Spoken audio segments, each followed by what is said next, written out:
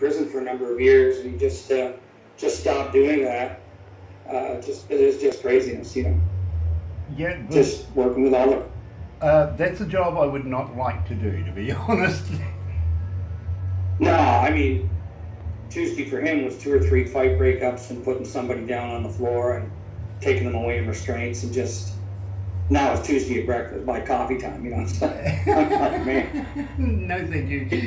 You can keep that job, but enjoy it, please, if that's what you call us. I think he did it for 7 years, and he's pretty much done with it now, and we got him back home. He's the head of security for a company now. Nice. He's liking that. It's a whole different. Yeah. I fully understand that. I really, really do. I've got a whole heap of notes here, but basically through this, I basically wing it with you, if you know what I mean. We have a little chat. It's more informal than anything, and I'm damn sure by the end of it, you'll never want to do it again. I don't think there's going to be any problem. Nice. And hello to Annie in the background. Beg your pardon? Hello to the wife in the background. Where is she? I don't think she is here right now. She's outside. Oh, okay. He doesn't sit still very long.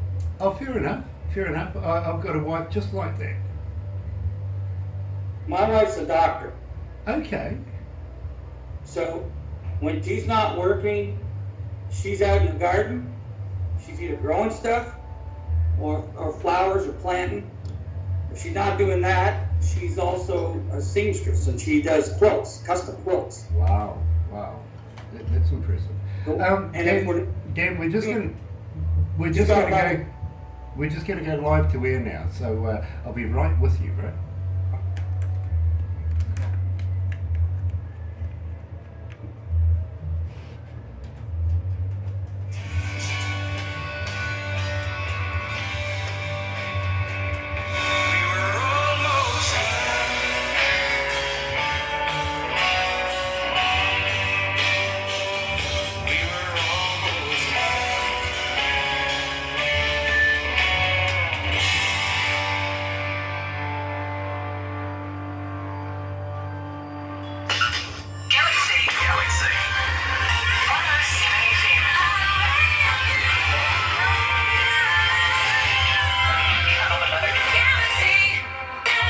That's right, you're right here at Galaxy 107 FM, 6 after 11 o'clock, 13 degrees. I knew we were going to get close at least to our high of 14 today. It is Friday, coming into the weekend. Looking forward to a good weekend this weekend, July 27th.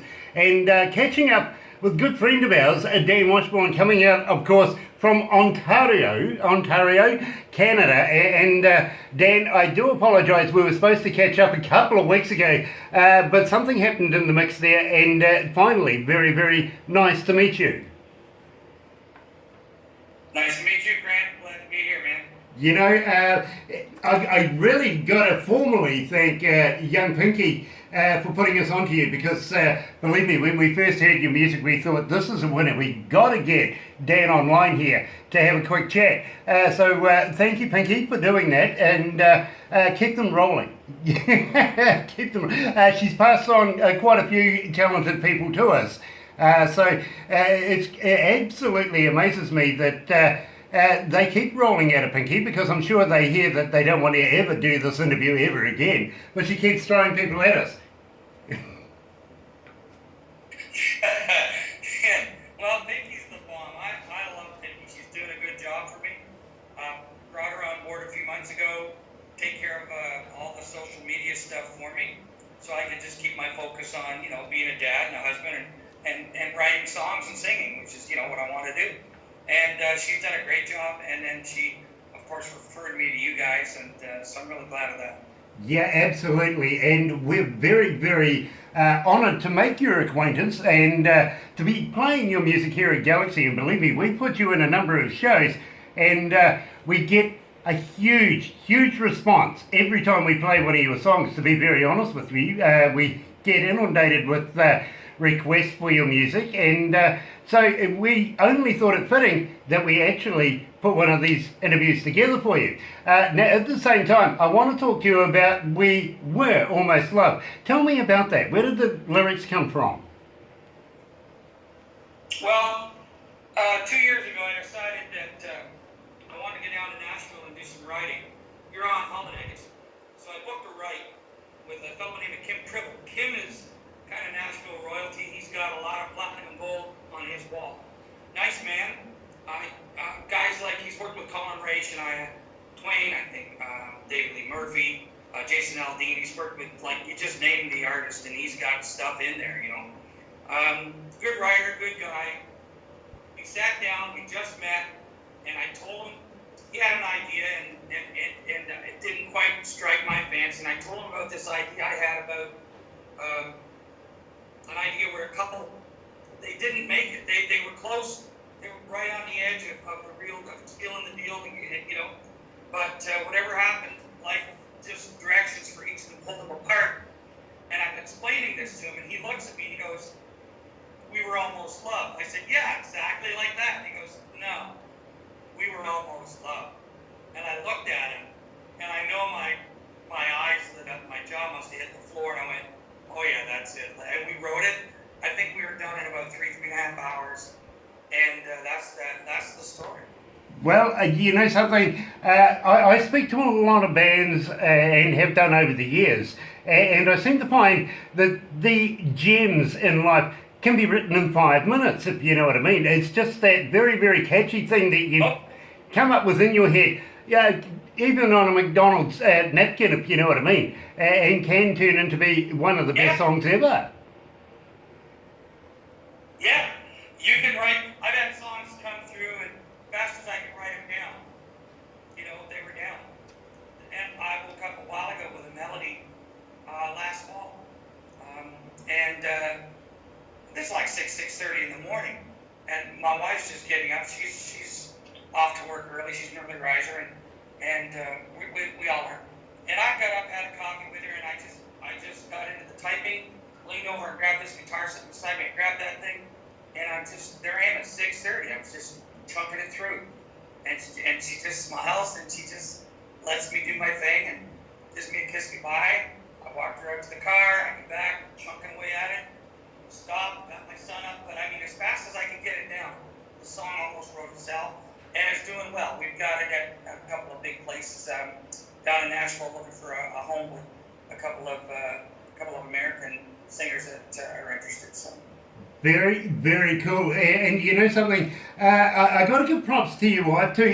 She's a professional lady, of course, being a doctor in her own right. And of course, your son, he's been quite the professional in his own right, in his own fields, to be very honest. Not a job I'd like to do, I got to be honest with you, but respect for him for doing the job and now moving on to another career. But it's all about you, my friend. Now, you've been basically an artist and a performer since, what, 5 years of age? I started playing publicly when I was 13. I started playing music when I was 7 at home. I played a little lap steel, which is basically, David Lindley. He's a lap steel player with, and Dave, I'm a big fan of David Lindley, but he played a couple of different lap steels. I ended up with this Fender lap steel that my dad got me. And I just would chord on an open tuning, use a bar, and then I would sing. You know, I was a wee lad, I was listening to like Buck Owens records that my dad had, Merle Haggard records, George Jones. So that's the stuff that I grew up on. 7. By the time I was 13, my dad wanted to go race stock cars. Just weekends. But he was in this weekend country band. So when I was learning how to play the bass from the time I was about 12. So he brought me out to a gig with him, and he got me up to play a set, and that was it.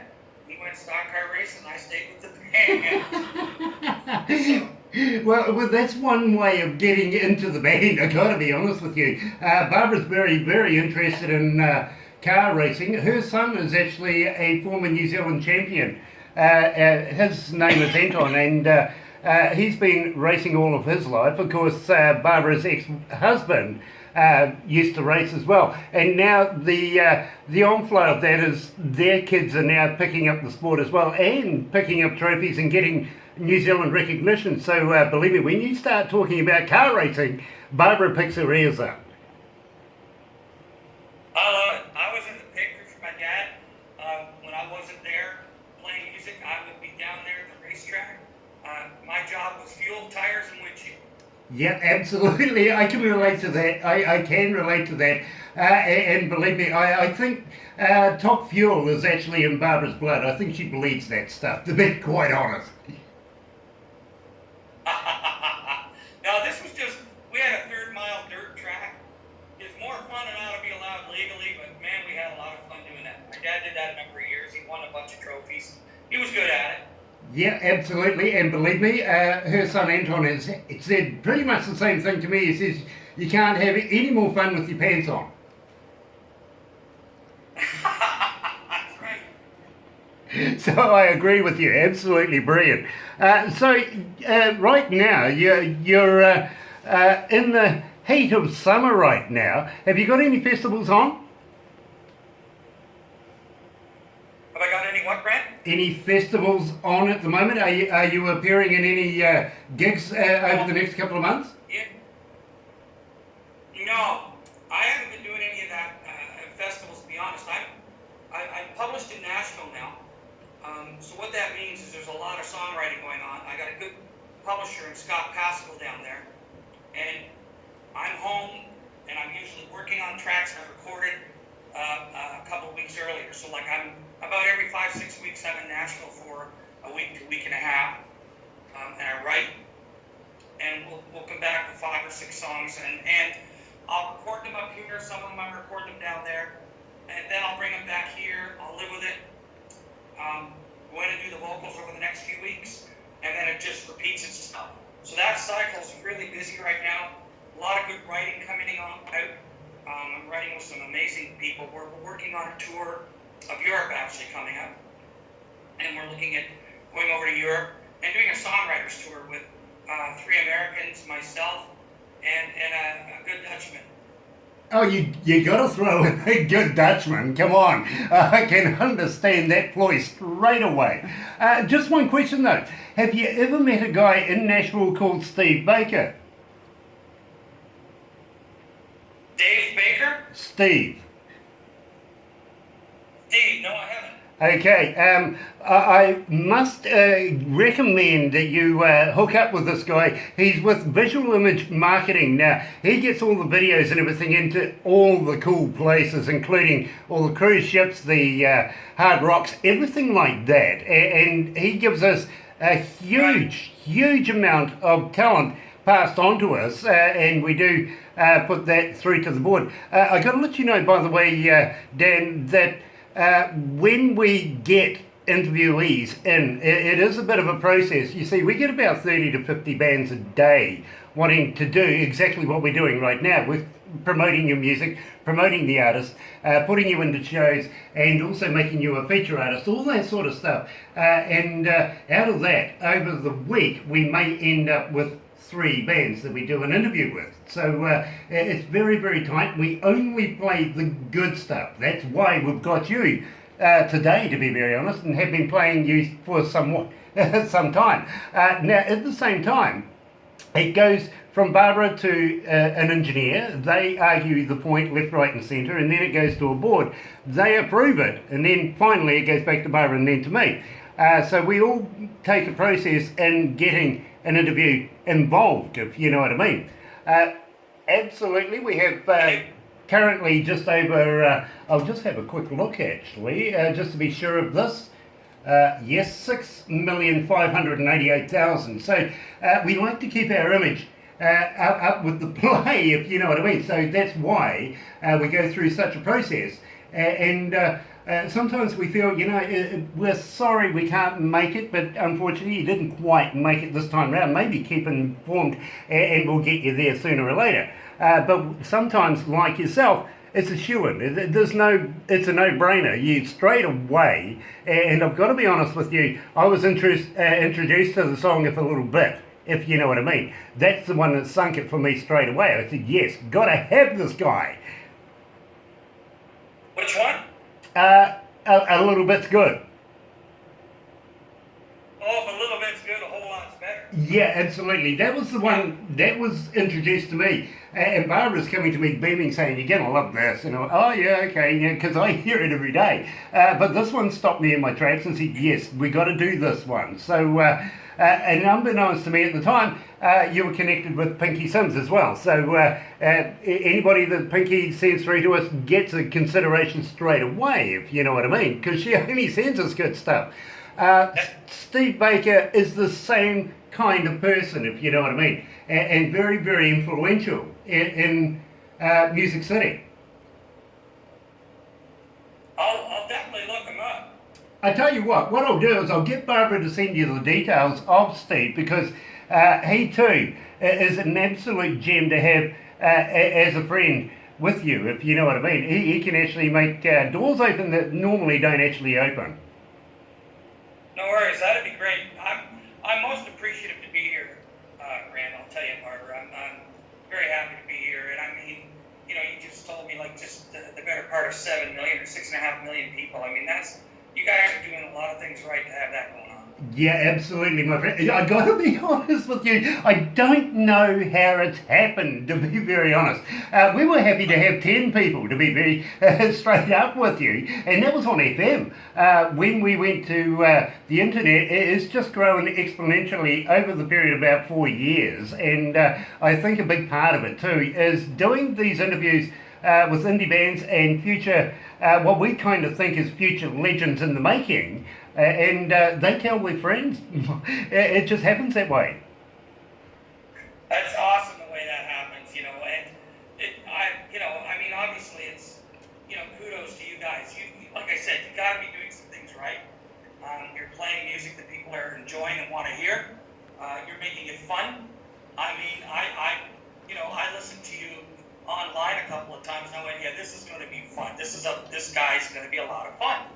And you know what? I mean, I know that you guys do your homework and research on the artists, and I wanted to find out a little bit about Grant. It took me 5 minutes to know that, man, I'm going to like this guy.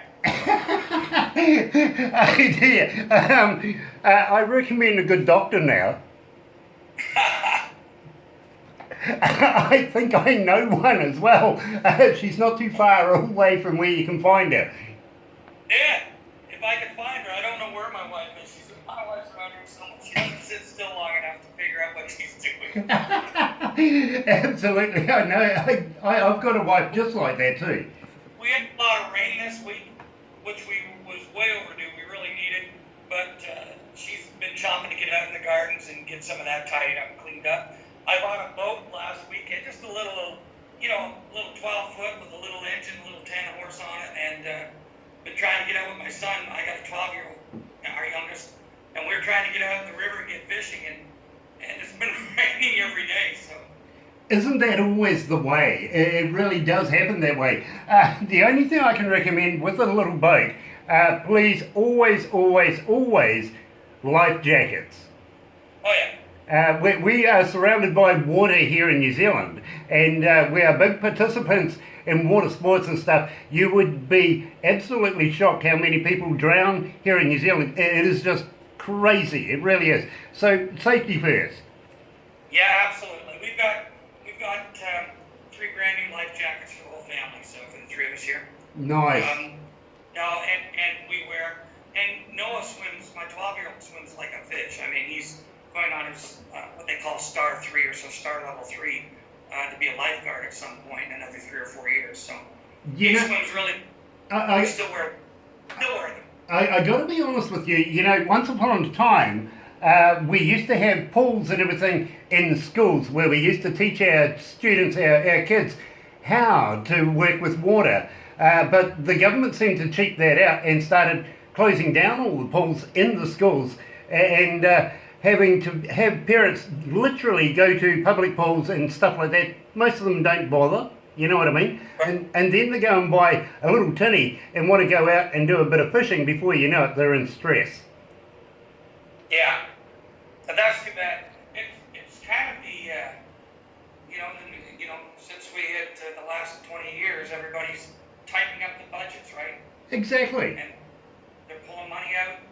I'm not sure if it's always the wisest place, but that's what happens. Exactly, and literally, it comes down to people when they make these decisions. Maybe some of these kids aren't even born yet, but they could be the result of that decision many years down the track.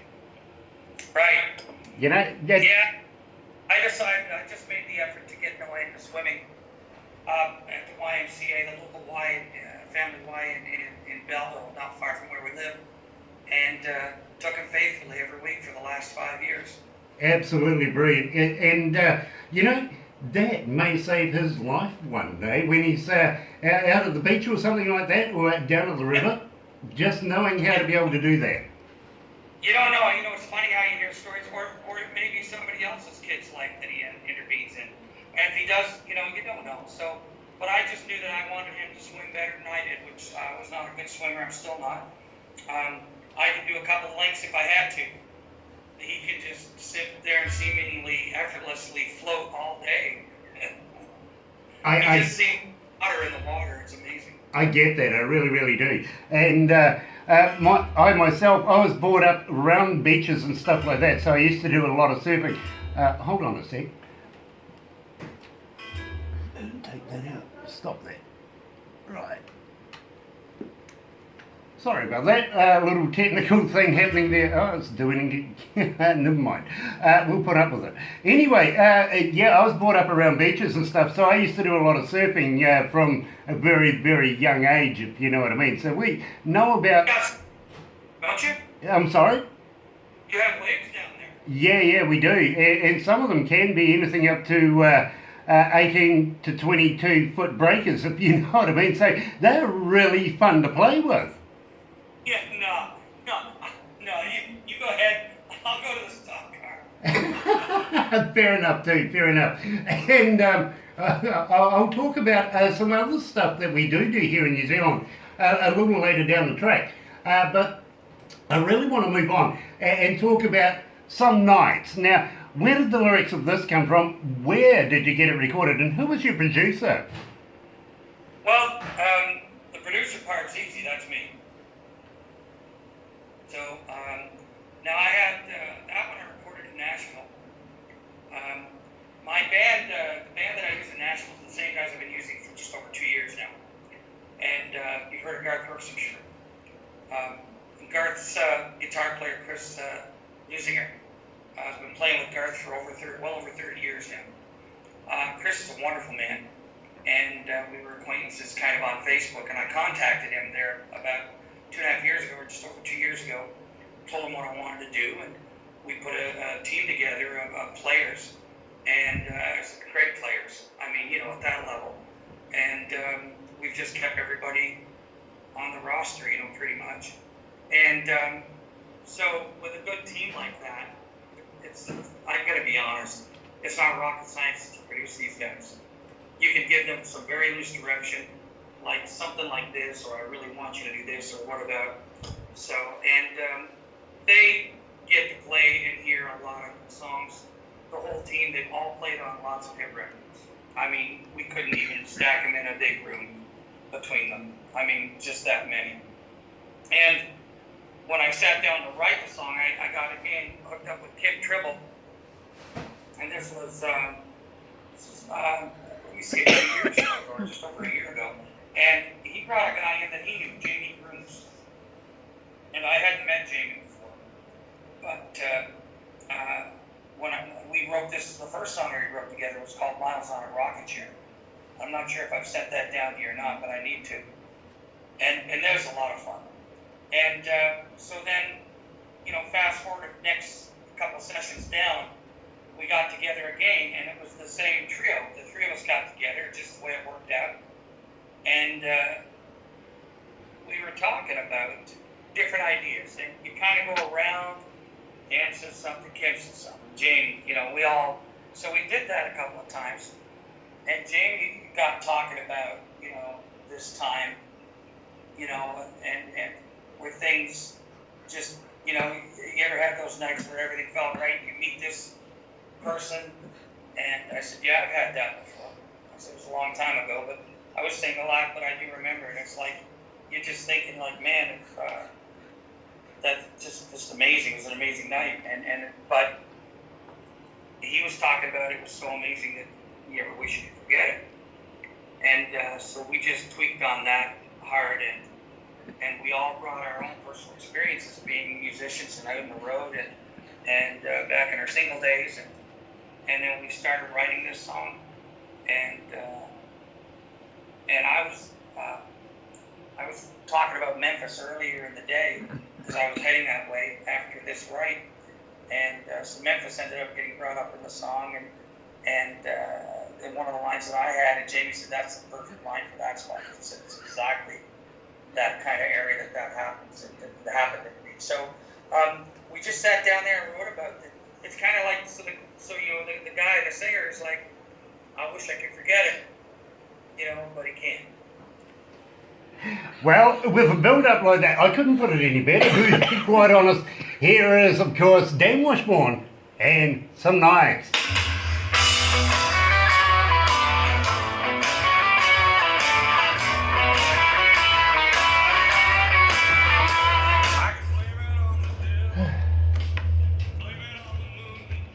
Are you right there, Dan? Yeah, man. This is not your first rodeo. I've done it once or twice. I'm only a beginner. You okay, Barbara? You were almost coughing your lungs out there. Yeah. Nothing worse than suppressed coughing, eh? Oh, look at this. And come on in. This is Emmy here. This is Mary Ellen. Hello, Annie. Hello, lovely to meet you. I'm Terry. I'm his wife. And I'm not Terry. What's that? She's Hey, Terry Barbara. and I'm not. Hello, Barbara. Oh, Terry. Terry. Oh, and the young one. Hello, young one. Hi. That's Noah. Hi, And Noah. that's Barbara. Noah's the fish. Hi. He swims a lot. Oh, okay, you're here there. Yeah. Yeah. Absolutely. Nice to meet you, Doctor.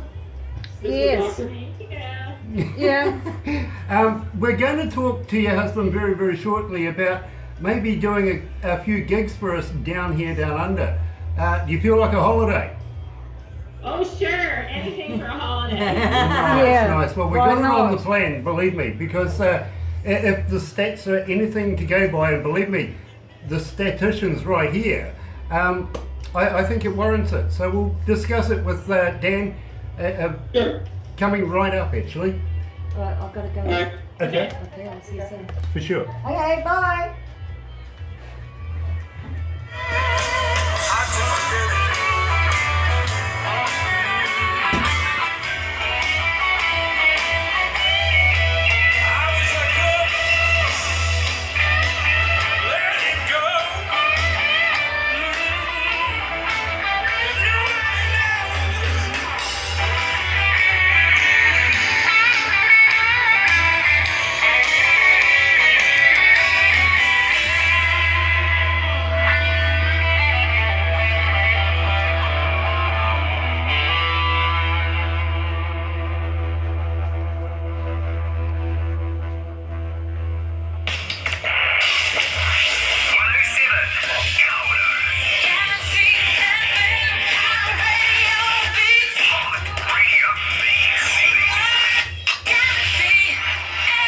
That's right, you're right here at Galaxy 107 FM. It might help if I turn the mics on.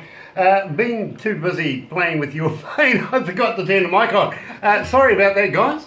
You're right here at Galaxy 107 FM. Of course, talking to Dan Washburn coming out of Canada. Almost said British Columbia. I was thinking of somebody we were talking to the other day.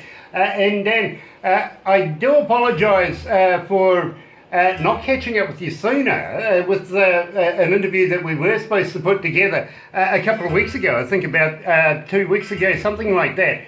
And it's an absolute pleasure to be able to meet your wife and your young man there as the family unit. And I was saying to you, by the way that the stats are going here at Galaxy 107 FM, and believe me, 3,500 people had requested some nights since we've been playing it. So we're putting it up as we go for requests. And of course, before that was about 1,500 for We're Almost Love. Astounding. You're going to want to know about the stats for the next song, and a little bit is good, but this is incredibly large.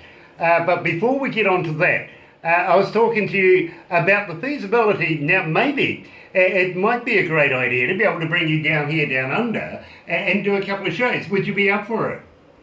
Absolutely. Yeah. You know, Sign me up, man. I'd love to come down. It's been we've talked about going down to New Zealand and Australia and doing that area. It's just something that's been on my bucket list. So if I could work down there, that'd be great. well, I tell you what, you're in with the right person, because Barbara actually manages a company called Aurora Entertainments, and we've also got another entertainments company just come on board, Murray Entertainments. Currently, young Jamie has been doing the One Love shows here in New Zealand, which, I mean, we're getting huge amounts of crowds going to that. So he knows his stuff. Barbara knows all the stuff about logistics, everything like that. And luckily, I got my fingers on a number of sound systems that can accommodate almost any scenario. So as a team, we put it together and have been doing so for a little while now. But I've got to be honest with you, it's quite selfish on our part, because literally we would love to bring absolute brilliant talent to New Zealand, get them in front of New Zealand audiences, but at the same time, we like to put our own artists on stage as well and give them a bit of stage time and presence, so that when we send them off to the world, they know what they're doing. Absolutely. And there's no other company in New Zealand doing it. Well, that's the way to do it, though. I mean, I remember, I can only talk about, coming up as a young player, going around singing every Eagles song ever you can imagine. I know them all. In fact, I got to see them last week, Grant, live.